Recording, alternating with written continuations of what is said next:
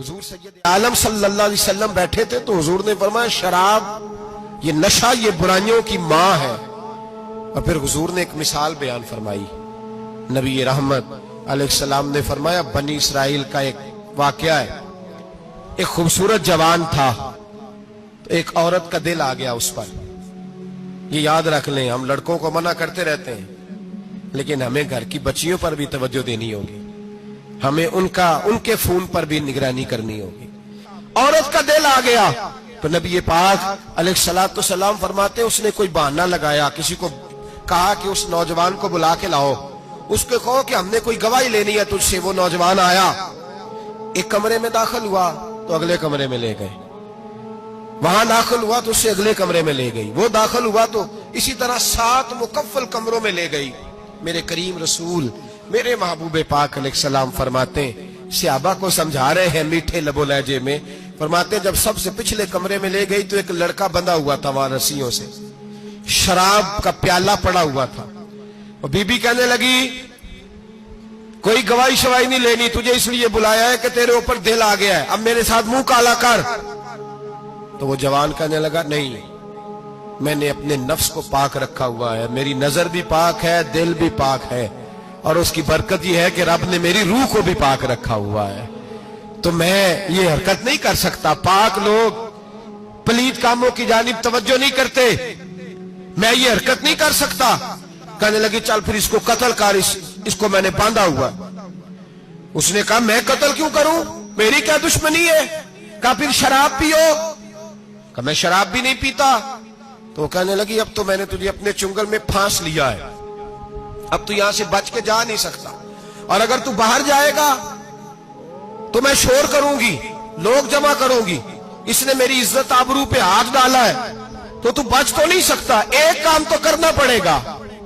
محبوب فرماتے ہیں اس نوجوان نے سوچا کہ زنا بھی بہت بڑا جرم ہے, قتل بھی بہت بڑا گناہ ہے, چلو اب مجبوری ہے تو شراب پی لیتا ہوں. لیکن وہ سمجھا نہ کہ شراب تو بنیاد ہے. اس نے ایک پیالہ جو پیا کہنے لگا ایک اور دے دو, دوسرا پیا تو کہنے لگا ایک اور دے دو. اب 3 پیالے 3 بوتلیں شراب جو پی چکا تو خماری چڑھ گئی. اب اس عورت کے قریب جانے لگا کہ میں تیرے ساتھ زنا کروں گا. اس نے کہا جب تک میں قریب نہیں آنے دوں گی جب تک تو اسے قتل نہ کرے. اس نے اسے قتل بھی کیا, زنا بھی کیا. تو محبوب فرمانے لگے یہ قتل اور زنا جو ہوا ہے تو یہ شراب کی وجہ سے ہوا ہے. گویا شراب وہ جرم ہے جو قتل بھی کرائے گی, جو زنا بھی کرائے گی.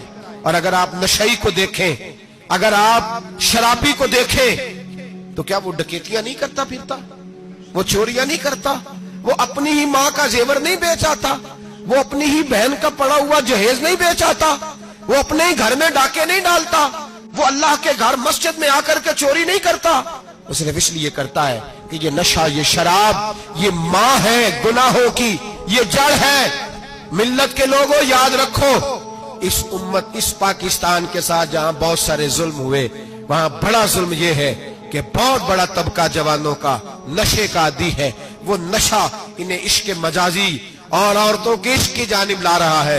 وہ نشہ چوریاں کرا رہا ہے, قتل کرا رہا ہے, ڈکیتیاں کرا رہا ہے. بہت بڑے ظالموں نے بہت بڑے ہاؤس بنائے ہوئے ہیں جن کے اندر شراب فراہم کی جاتی ہے, نشہ دیا جاتا ہے. میں نے تو ایسے ایسے لفظ سنے کہ الیکشن کے دنوں میں ووٹ لینے کی خاطر سیاستدان انہیں نشہ فراہم کرتے ہیں, انہیں باندھ کے رکھتے ہیں, روز تمہیں پڑیا ملے گی, ووٹ ہمیں ڈالنا.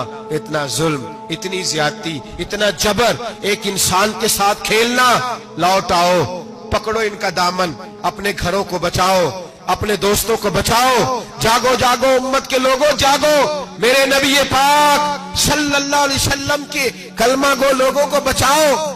ان پر اگر سختی کرنی پڑتی ہے تو کرو, پیار کرنا پڑتا ہے تو کرو, محنت کرو, جدوجہد کرو.